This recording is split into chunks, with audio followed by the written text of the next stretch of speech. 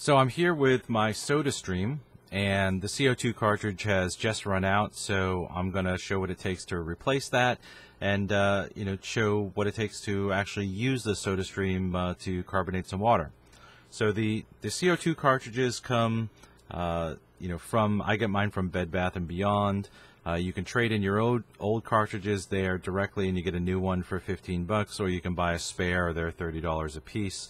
This one has lasted me now for probably about 8 weeks for this particular one, so it's not too bad a deal, and giving the ease of just going over there and grabbing a new one, it's something that I find I can live with.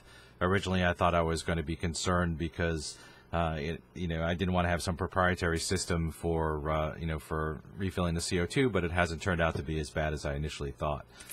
So to replace them, you simply see that it's got its own valve stem on top, and that's a little tight. There we go. We would do like a 3D movie here. Ooh. It's got the old valve there on top. The threading, as I understand it, is proprietary, so you can't just hook up another one here without some sort of an adapter. When you want to remove the old one from the SodaStream, you'll find that it's actually inside here.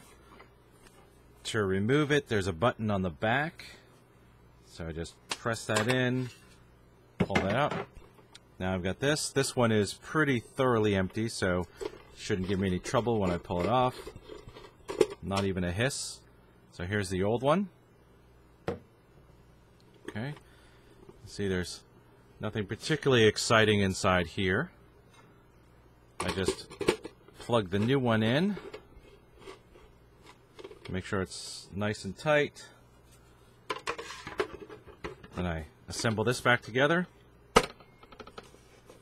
I don't like that doesn't click. You don't realize whether or not you've got it in securely, but it seems like it is. And now if I take one of the SodaStream bottles here, this one is nicely chilled, as you can see.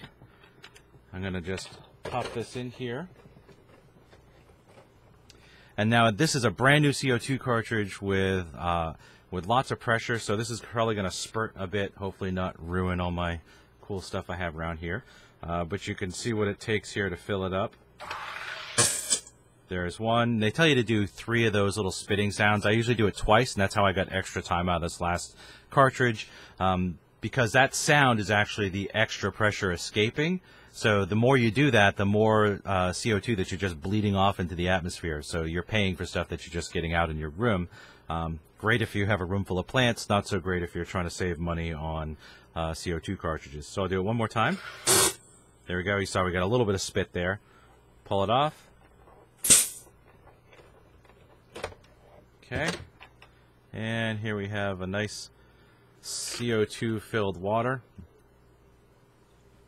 Very good. Nice and bubbly. Since you can't put these in the dishwasher, I don't really recommend that you drink directly from these. I'm lazy, so I do, and I just have to hand wash them, which is kind of funny. I'm lazy, so I end up hand washing dishes. I don't know how that worked out. But I recommend just using these to fill up something else rather than drinking from them directly, because again, you can't wash these in hot water or use them in a dishwasher, because they are a special extra thick plastic that you don't want to have weak spots from the heat, because an explosion would be a bad thing. Now, you saw how this spurted a bit of water everywhere. I don't normally keep this on my desk. I keep it over on the other end of the room, where it's over near, actually, in this particular room, it's near the laundry machine. So, excuse me, I don't have to worry about getting water on my electronics and stuff like that. Same thing with you. If you're thinking about using this in an office or something like that, you're going to want it in a corner of your desk or under your desk where you're not going to have a lot of sensitive electronics here. Obviously, I've got a little bit of water on the screen, and a little bit fell on the keyboard here. Just a tiny bit. It's not going to be the end of the world, but once in a while you can get a pretty decent spray if you've overfilled the water, or if the water is particularly warm, so it's not really holding the CO2 or something like that. So I've been pretty happy with this. You do have to come to terms with the CO2 cartridges being something proprietary that you have to get. There is almost certainly a way for somebody with a little industry to be able to create an adapter or find an adapter for this and just run a hose out the back here and essentially just use this for its valve and use it for the filling capabilities. Run a hose out the back to a larger CO2 canister that you can get filled at a welding shop or something like that. I didn't feel like dealing with that here, but I may in the future.